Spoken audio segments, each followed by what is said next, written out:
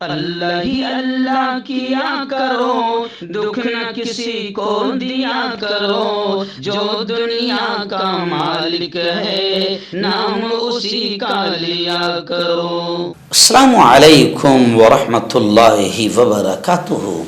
ناظرین استقبال ہے، سواگت ہے آپ کا viral news live studio Jalgaon Maharashtra India میں۔ میں آپ کا میزبان مفتی محمد ہارون ندوی۔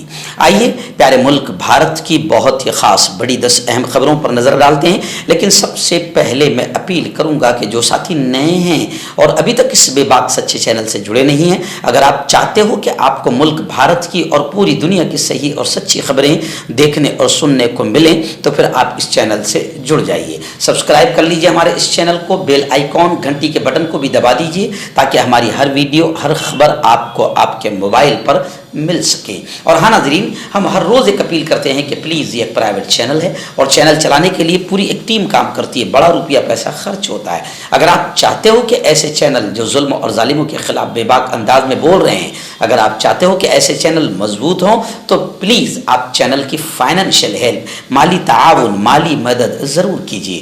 اسکرین پر آپ نظر ڈالیں، ہمارے چینل کا بینک اکاؤنٹ نمبر بھی دیا گیا ہے، اور اگر آپ آن لائن پیسہ بھیج کر مدد کرنا چاہتے ہیں تو گوگل پے، فون پے اور پے ٹی ایم تینوں کا ایک ہی نمبر ہے 9637541786۔ اللہ نے جو بھی آپ کو طاقت دی ہے اس اعتبار سے آپ چینل کی ہر دن یا ہفتے میں یا مہینے میں ایک بار ہی صحیح 200، 500، 1000 جو بھی آپ مدد کر سکتے ہیں پابندی سے مدد کیجیے، چینل کو مضبوط کیجیے، ہمارا ساتھ دیجیے۔ ناظرین، آج بدھ کا دن ہے اور ایک دن پہلے ہی ہم اعلان کر دیتے ہیں، آئندہ کل یعنی جمعرات کو رات 8:30 بجے اسی چینل پر لائیو بیان ہوتا ہے۔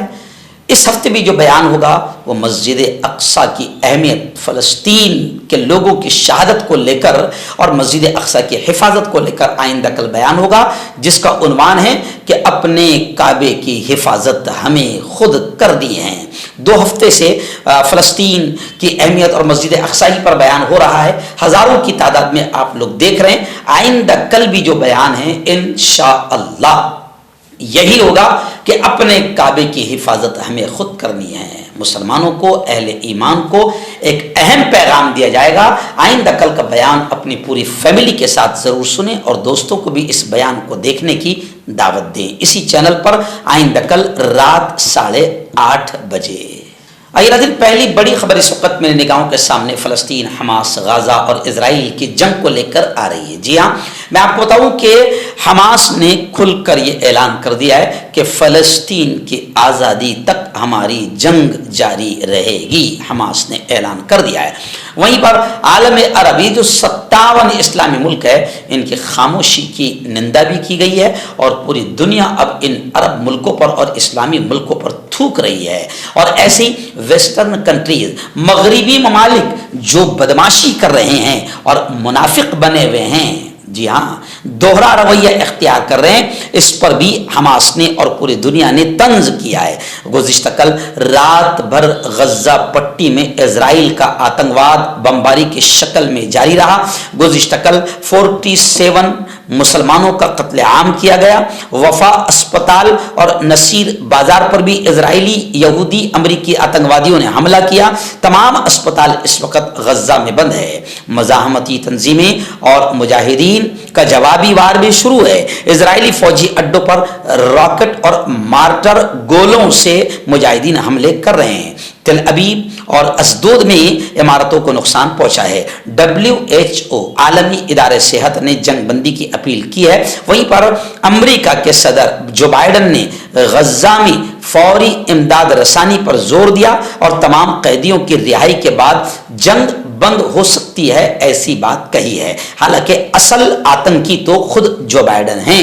جو بائیڈن غزہ میں انسانی طور پر مدد پہنچائی جائے یہ بھی کہہ رہا ہے مکار غدار آتنکی، اور دوسری طرف اپنے آتنکوادی ناجائز بچے اسرائیل کو پورا ہتھیاروں سے جنگ کے لیے سپورٹ بھی کر رہا ہے۔ یعنی سب سے بڑا آتنکوادی اور دوہرا کردار ادا کرنے والا خود امریکہ کا صدر ہے، اور امریکہ ہے، اور مغربی کنٹریز ہے، ویسٹرن کنٹریز ہے، مغربی ممالک ہیں۔ دن بڑی خبر آ رہی ہے۔ جی ہاں، الہ آباد ہائی کورٹ نے لیو ان ریلیشن شپ ایک مرد اور ایک عورت کا بغیر شادی کے نکاح کے ساتھ رہنا، اس کو لے کر الہ آباد ہائی کورٹ نے بڑا بیان دیا ہے اور کہا ہے کہ لیو ان ریلیشن شپ یہ ٹائم پاس ہے۔ الہ آباد ہائی کورٹ نے ایک بین مذہبی جوڑے کی پولیس پروٹیکشن درخواست کو نکال کر پھینک دیا اور کہا کہ جو شادی کے بغیر ساتھ ساتھ رہ رہے ہیں وہ ٹائم پاس کر رہے ہیں، ان کی زندگی میں استحکام یا سنجیدگی نہیں ہوتی، ان کی زندگی کبھی آگے ان کا جوڑا کبھی ٹکتا نہیں۔ عدالت نے کہا کہ سپریم کورٹ نے کئی بار شادی کے بغیر شادی شدہ زندگی گزارنے کو جائز ٹھہرایا ہے، لیکن کئی عمر درخواست گزاروں کے ایک ساتھ وقت گزارنے کا فیصلہ سوچا سمجھا ہے یا نہیں، اس پر سوال اٹھتا ہے۔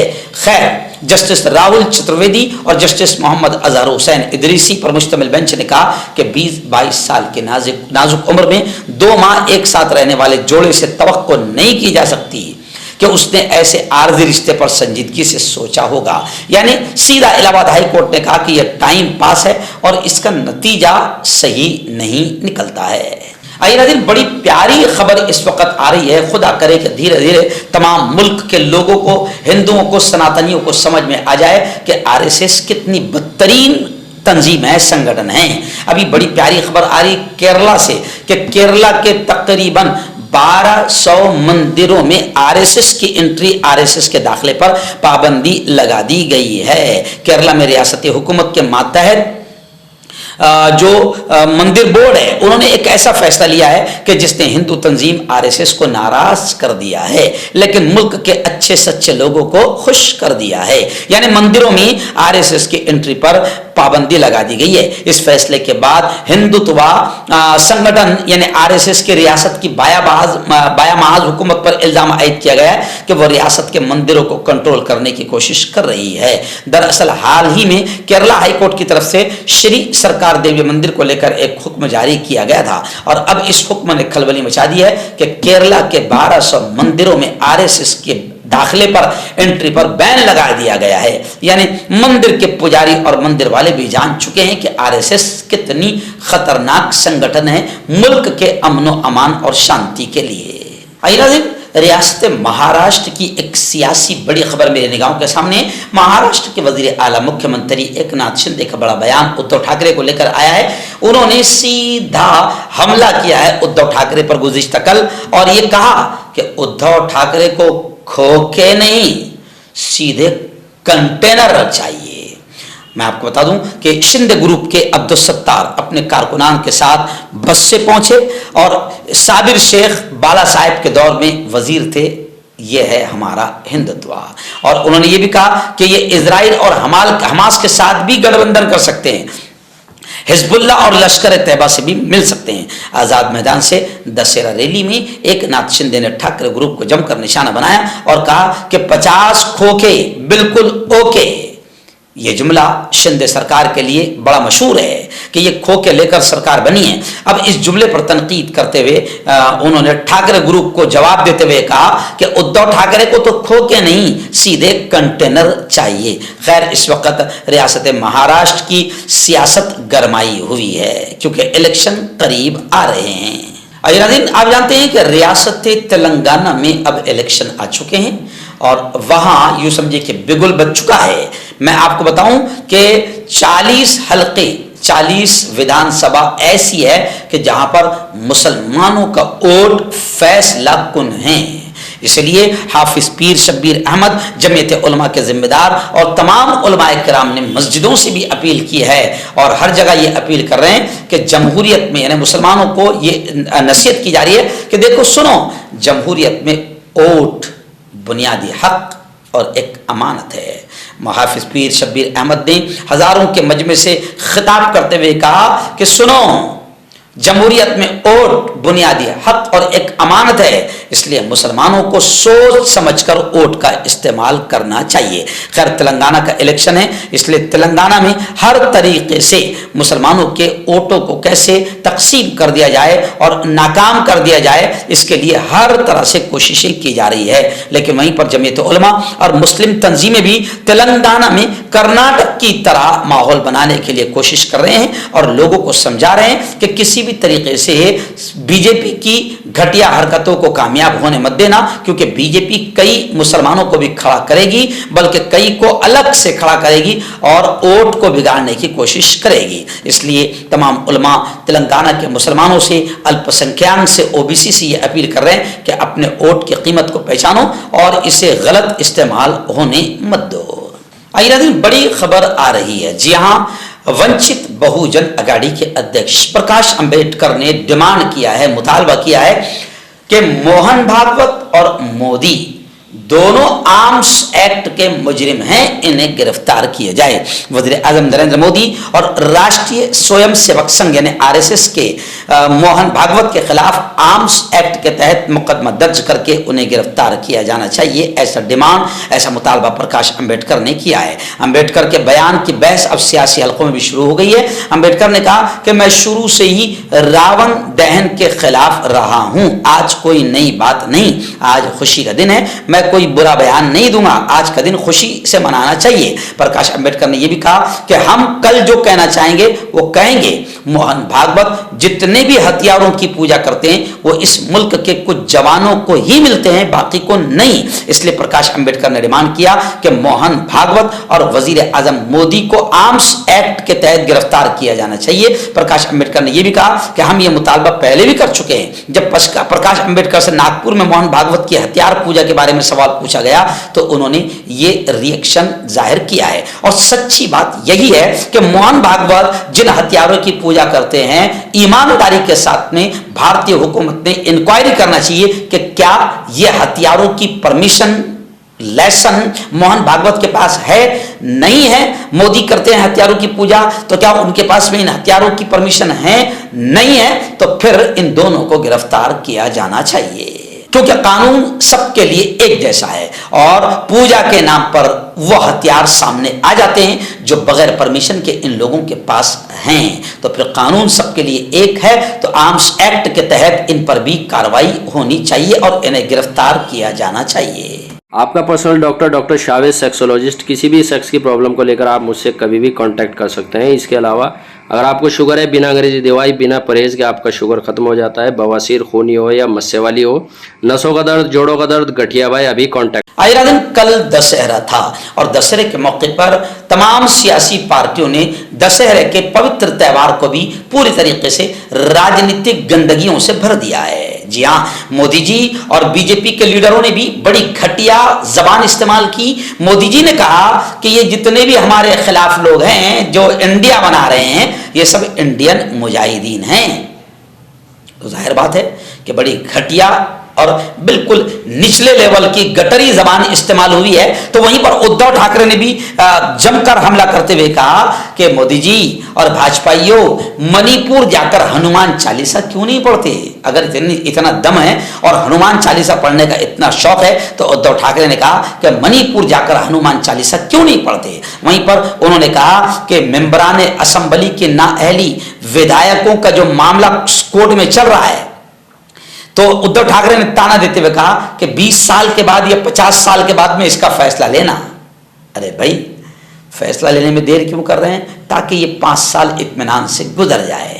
जी हाँ, तो उद्धव ठाकरे ने कहा कि जनता सब देख रही है और फिर कहा कि यकीनन हमारी सरकार आएगी और उस वक्त हम सबका हिसाब बराबर करेंगे। और उन्होंने कहा कि हमने मिलकर इंडिया बनाया है और मोदी ने कहा कि ये सब इंडियन मुजाहिदीन हैं।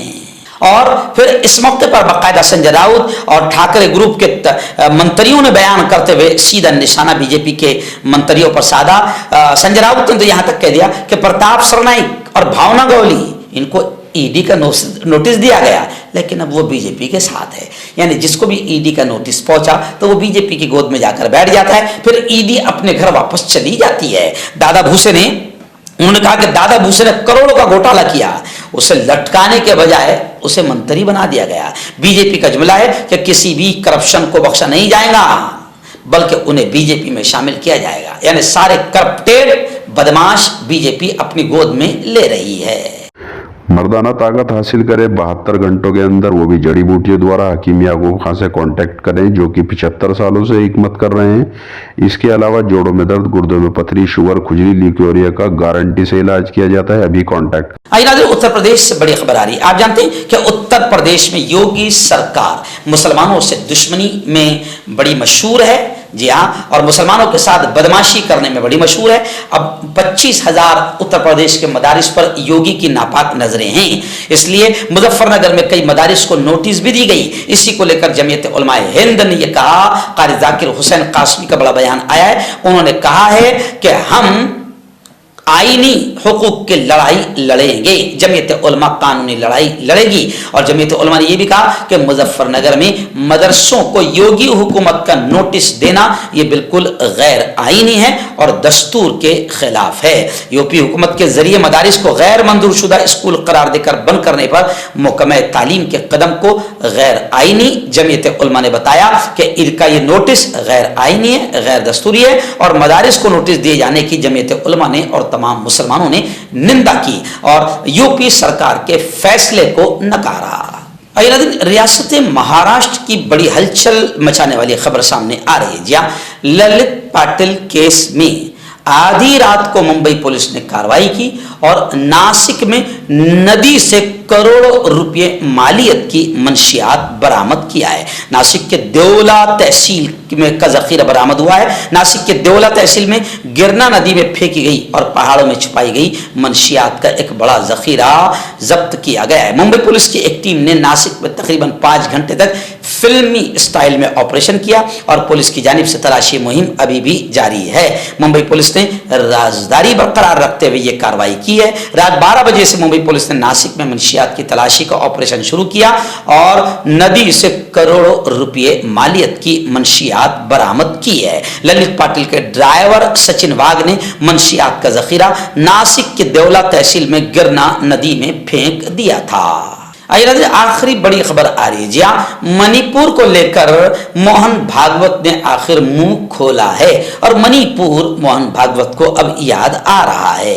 मोहन भागवत ने कहा कि गैर मुल्की ताकतें मणिपुर में अमन की कोशिशों को नाकाम बनाने की कोशिश कर रही है।